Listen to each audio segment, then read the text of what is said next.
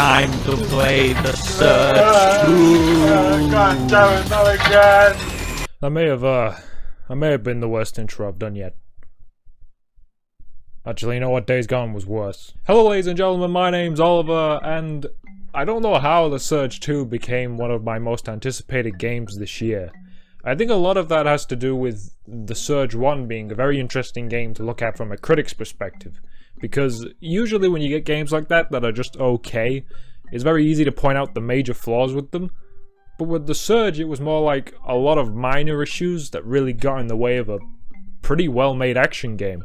I'm not going to get into every issue the Surge 1 had because I made a video about it not too long ago, which you can watch if you want, but I don't recommend it because it's really boring.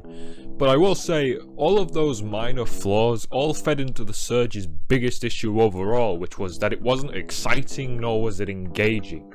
Basically, the entire time you were playing Surge 1, you were just sat there like, man, I wish this was good, because there was clearly something there.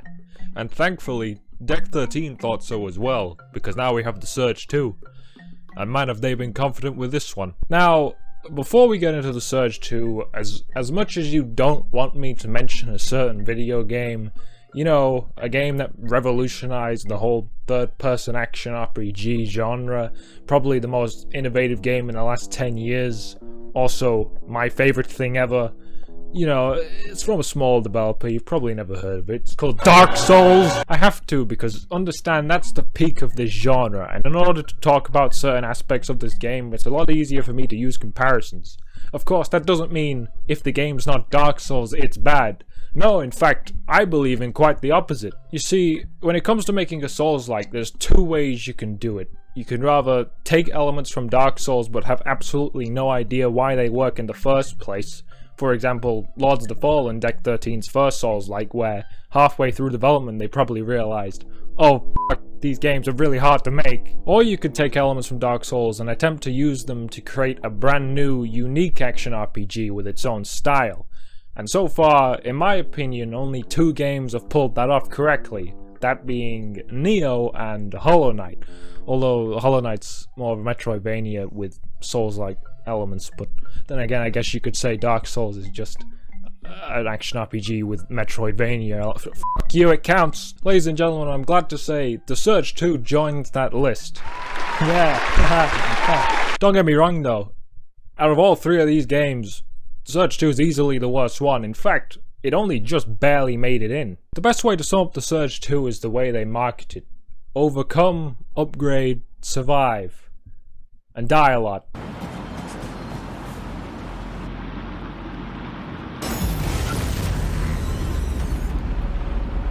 My biggest fear about the Surge 2 was that it looked like it lost that isolating atmosphere the first one had, which was by far its biggest strength. The dark hallways of Creo were so well presented that you could probably class the Surge 1 as a horror game. And I was right, the Surge 2 has lost it. It still retains that tense feeling of a world that wants to kill you, but in terms of feeling alone and trapped in a horrible situation, it's not there anymore. A lot of that has to do with taking the game out of Creo and into the open world of Jericho City, but to be fair, I will gladly take this thanks to Jericho providing you with different and distinct locations, which was one of the original's biggest issues. There is enough variation in the design of all the areas to where the game never feels stale and starts to drag. I think one strength Deck 13 have always had is that their levels have always felt authentic. They don't feel like a video game level, and when you're doing this quite narrow labyrinth-like design, that's not easy to pull off. Sure, I don't think the ruined streets of Jericho City are as immersive as Creo headquarters, but other areas such as the forest definitely retain that level of immersion. Also, what is it with putting forests in RPGs? Is this some sort of rule I'm not aware of? Well, at least there's no poison area. Oh goddammit. In terms of the graphics themselves though, some parts of the game really are quite impressive and, dare I say it, breathtaking. Other parts though look pretty damn rough. Now there is some leeway here considering they are a smaller studio, so there is only a certain level of polish they can obtain, and overall I'd say they've done a great job. There really is a lot of detail that's been put in here. The design of the weapons and the armor are really what makes the presentation for me. I love that it does look like everyone has just grabbed the nearest thing and attached it to their body. I think it really re-emphasizes that people are just trying to survive, and it goes along with the Surge's progression system as well. The music once again is fantastic and fits the setting with its corrupted electronic feeling, and I love how it syncs up with the boss fights as well. When it comes to making one of these types of games, your story isn't anywhere near as big as a deal as the gameplay, but what does matter, and is the second most important thing that you have to get right, is the world. This time around, because everyone complained about the protagonist from the first game, Deck 13 just said, "F it, make whatever character you want." And I think this was a good move. It helps you identify with the character a lot more, and it's much better than a bland main character. Without really talking about the plot, you wake up in a prison, you know, cause that's never been done before. You get your exosuit, escape the prison, and go off on your merry adventure of death and destruction with no real guidance. Also, this time you simply just equip your rig, like where was that in the Surge 1? Poor Warren over here got it surgically attached like Dave. Him up, dude. Getting your player into action as fast as possible and not wasting their time is always the way you should do it, and there's no exception here. The story is basically non-existent until towards the end of the game, and I'm okay with that because the game doesn't waste your time with it. Sure, the story stuff here isn't good and is very forgettable, but it doesn't really matter. You could absolutely tell a decent story here if you wanted to, and I think that could be interesting. Sadly though, this brings me to my first big negative of the Surge 2. The world is a downgrade from the first Surge. The world building and writing here is pretty terrible, to be honest. Creo had plenty of small details in the environment, and the audio logs added to the mystery. It made your journey through Creo incredibly unsettling. They did such a good job at showing you what Creo presented themselves as and what they actually were, and it was paced really well. Jericho City is just a post-apocalyptic city. There is more to the city than meets the eye, but it's not much of a mystery this time around. It's pretty obvious what's going on. There are no characters to latch onto or interesting audio logs. Almost all of the dialogue in the game is uninteresting exposition. The cult is just a cult, and there's no reason to care about them or be interested in what they're doing. Once again, there's nothing exciting or memorable about Jericho City, and when your world isn't interesting, exploring it becomes boring, and that is such a huge mistake to make. The environments are visually interesting, but in terms of wanting to know the lore and the background behind it all, you won't care, making the whole experience less engaging. Of course, the most important thing to get right, and probably the thing the Surge 2 needed to improve the most, was the gameplay. Combat in the first Surge was a good idea but horribly executed. They clearly wanted to encourage aggressive behavior, but thanks to the enemy balancing, blocking being useless, and a bunch of other problems, being aggressive was a good way to get yourself killed. Now, I'm very aware I'm about to sound like a psychopath here, but I cannot tell you how satisfying it is to cut people in half in this game. The combat here isn't just good, it's really, really good. There are so many ways you can approach an encounter, and it works for people who just want to slice shit and people who are looking for something more complex. I don't know what ASMR you listen to, but I can't get enough of this gore noise. Just listen to this thing.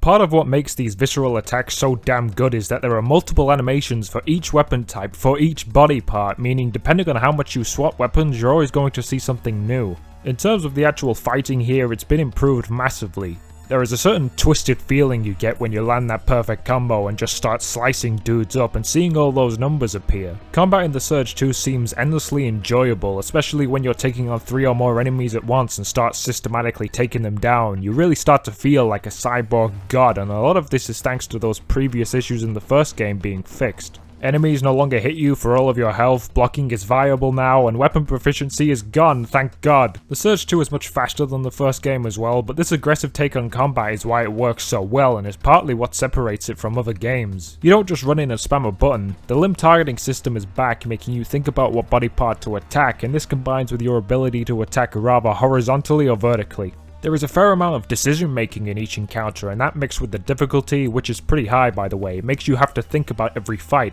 Another great decision was the inclusion of this enrage mechanic. In the first game you would just run in and stunlock the enemy before it could hit you, whereas here, do that too much and the enemy will become practically unstunnable, which may sound annoying but trust me, it works really well. The drone is back, and this time it's actually useful and is what will act as your ranged attack. I didn't design my build around it, so I didn't use it that much, but this time you could straight up kill a fair amount of enemies with it. But none of these improvements come close to the new parrying system that's been added. The jumping and ducking thing is still in here, and yeah, you'll still never use it, but this new parrying system, man, it just works so well. When an enemy is about to attack, if you parry at the right time in the right direction, you'll block that attack, leaving them open for a critical blow. Unlike something like Dark Souls, it's not difficult enough for you to never use it, but it's difficult enough for it to still take a lot of practice and not be 100% reliant. I think the reason I like it so much is because not only does it increase that risk and reward, but you don't have to plan ahead of time and walk into a fight to do it. You can literally stop mid-combo and parry, and it makes you feel like a badass. You can even parry the boss bosses, but you'll have to do it multiple times to stun them, so I wouldn't suggest you use it as your main strategy, but if you pull it off, it'll help you out a lot.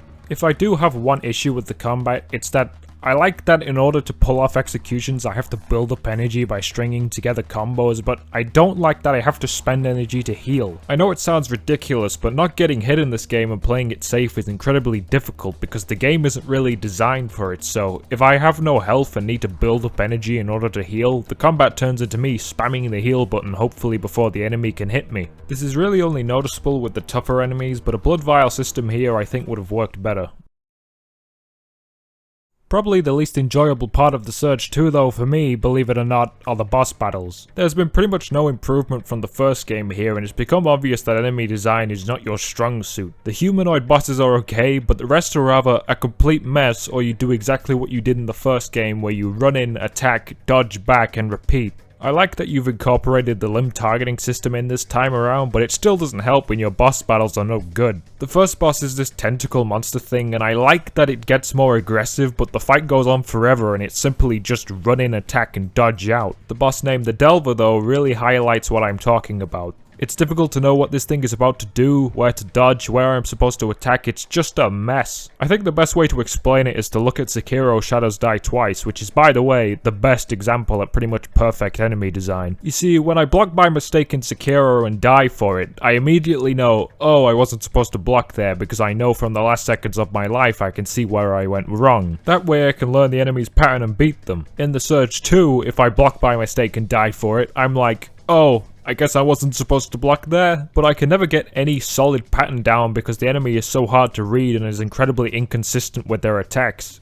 There is such a narrow gap for dodging that a lot of the boss fights feel like trial and error, so when I beat them I don't feel any sort of accomplishment. I'm more like, thank God that's over. None of these bosses play into the combat system's strength of being aggressive. I'm not saying you didn't try because I can see the attempt to improve them here, but ultimately you failed. Also, how are there no execution moves for the bosses? Like, what a missed opportunity that was. Now, the level design in the Surge 1, while certainly did a good job at making Creo feel alive, actually navigating the place was basically like walking through IKEA without any arrows on the floor. If this was an issue for you before, I know it got to me, then don't worry because they've done a fairly good job this time around. At first it's going to be overwhelming as Jericho City feels like it's completely accessible straight away, but when you start finding those shortcuts you really start to appreciate how much thought has been put in here. They've managed to capture that same open world feeling Dark Souls and Bloodborne has, where the game feels giant but it's also well connected, navigating it isn't a huge issue. There are still plenty of side pathways and hidden areas to discover that will reward you in various ways, so you're still encouraged to explore and go back to pathways you've seen before. To add to this, the side quests have been improved, which will also encourage you to keep an eye out for certain things, and they reward you with some useful items as well. As I always say, exploration is the most engaging thing you could do in a video game, and exploring Jericho City would be great, but thanks to its bland world, it's not all that interesting. While overall I think you've done a decent job with the labyrinth-like design, I wouldn't say it's perfect, and you really start to notice it if you try and backtrack. The Surge 2 has certain areas you can't access until you get a certain ability, and I've always said backtracking is something that's quite hard to pull off, but if you do it can be a very rewarding experience for your player. Here though, attempting to backtrack will almost definitely get you lost. Sure, the shortcuts are easy to remember, but certain small locations in areas that look very similar makes backtracking a pain in the ass and most of the time not worth it.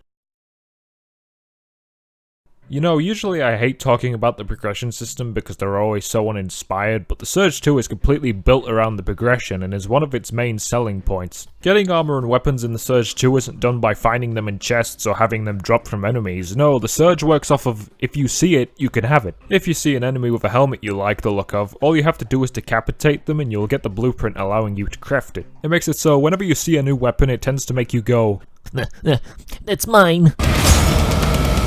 I've always thought this was such a cool idea as it not only fits the tone of the game, but it plays into that risk and reward system. You can target an unarmored body part and do more damage, but you won't get anything for it, whereas if you want a certain piece of armor, you have to opt to do less damage. As I said, weapon proficiency is now gone, so you can use whatever the hell you want this time. Sure, you'll get better weapons along the way, but every weapon type here is viable. You'll find yourself constantly switching weapons simply just to test them out, and there's a large variety here. Personally, I went for spears and staffs thanks to them being quick and having a long range, but on New Game Plus I started to use the heavier weapons and they handle fairly differently. There isn't a massive range of builds to make, but for what they are, they can be a lot of fun to experiment with, especially since armor sets can give you different bonuses. To go along with this, of course, there are still the traditional level up system and upgrading your gear with the materials you find, but the implant system from the first game has been improved. In case you didn't know, implants are useful effects you can equip on your character, except this time most of them are actually useful. Instead of getting the same ones over and over, you simply just upgrade them. The implant system allows you to adapt your character to certain situations, and it helps you can do it on the go, which adds a nice layer of depth to the gameplay.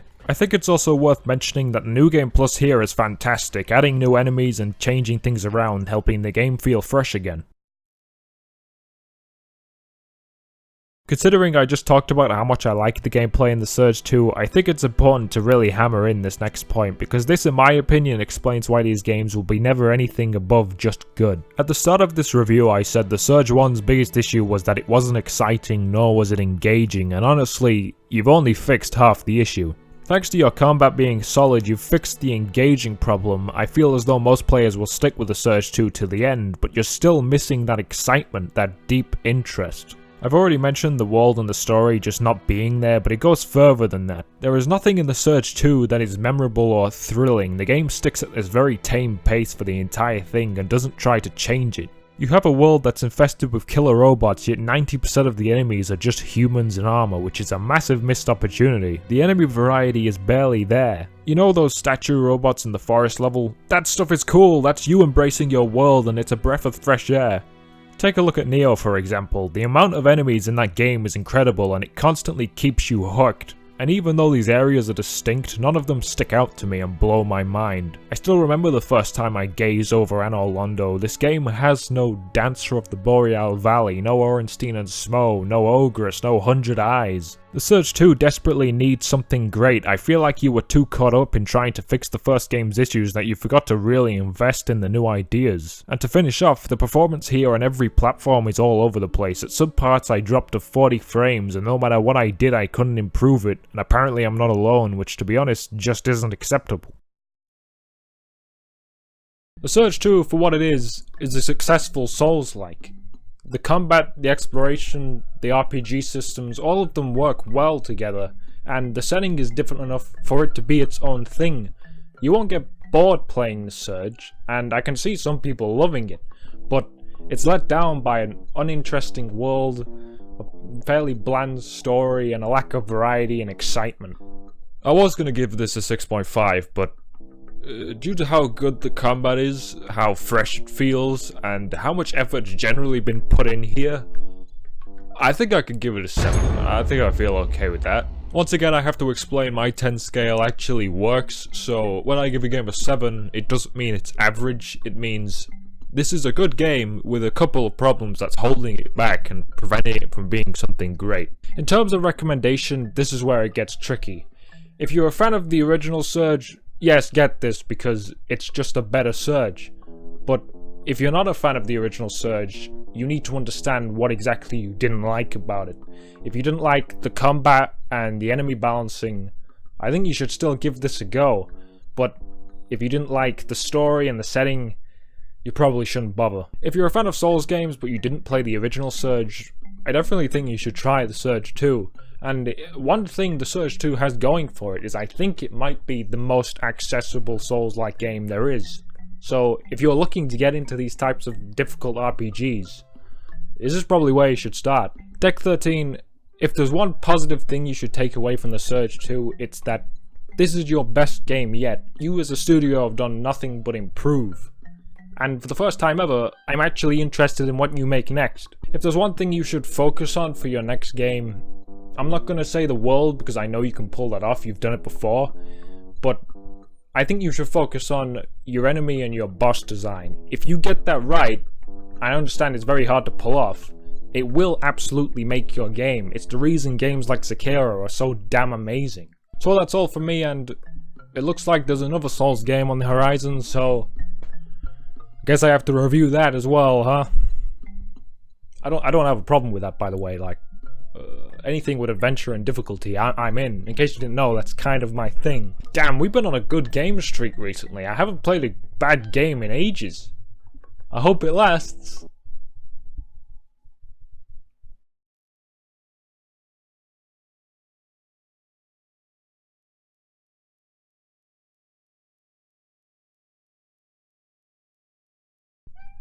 You hearing this? Are you hearing this? Listen to this guy.